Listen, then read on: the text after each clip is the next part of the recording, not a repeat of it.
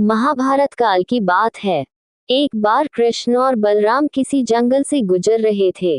चलते चलते काफी समय बीत गया और अब सूरज भी लगभग डूबने वाला था। अंधेरे में आगे बढ़ना संभव नहीं था, इसलिए कृष्ण बोले, बलराम, हम ऐसा करते हैं कि अब सुबह होने तक यहीं ठहर जाते हैं। भोर होते ही हम अपने गंतव्य की ओर बढ़ चलेंगे। बलराम बोले, पर इस घने जंगल में हमें खतरा हो सकता है। यहाँ सोना उचित नहीं होगा, हमें जागकर ही रात बितानी होगी। अच्छा, हम ऐसा करते हैं कि पहले मैं सोता हूँ और तब तक तुम पहरा देते रहो, और फिर जैसे ही तुम्हें नींद आए तुम मुझे जगा देना, तब मैं पहरा दूंगा और तुम सो जाना। कृष्ण ने सुझाव दिया। बलराम तैयार हो गए। कुछ ही पलों में कृष्ण गहरी नींद में चले गए और तभी बलराम को एक भयानक आकृति उनकी ओर आती दिखी। वो कोई राक्षस था।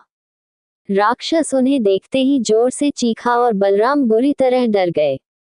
इस घटना का एक विचित्र असर हुआ। भय के कारण बलराम का आकार कुछ छोटा हो गया और राक्षस और विशाल हो गया।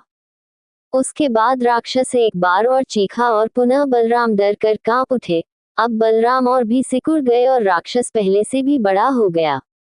राक्षस धीरे धीरे बलराम की ओर बढ़ने लगा। बलराम पहले से ही भयभीत थे और उस विशालकाय राक्षस को अपनी ओर आता देख जोर से चीख पड़े, कृष्णा, और चीखते ही वही मूर्छित होकर गिर पड़े।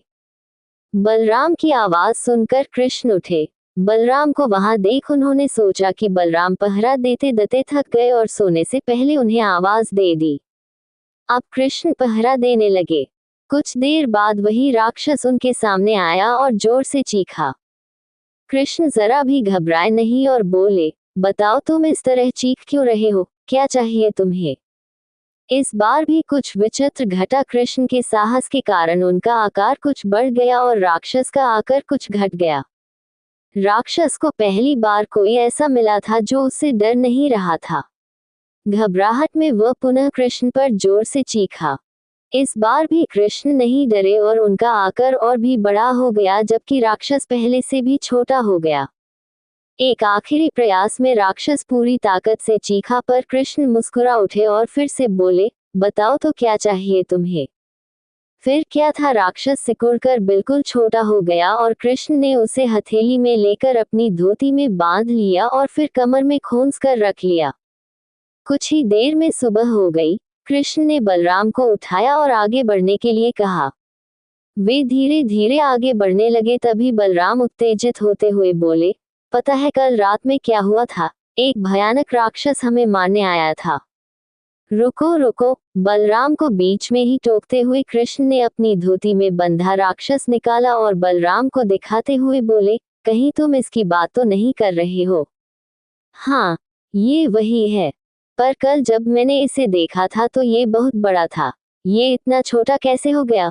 बलराम आश्चर्यचकित होते हुए बोले। कृष्ण बोले, जब जीवन में तुम किसी ऐसी चीज से बचने की कोशिश करते हो जिसका तुम्हें सामना करना चाहिए तो वो तुमसे बड़ी हो जाती है और तुम पर नियंत्रण करने लगती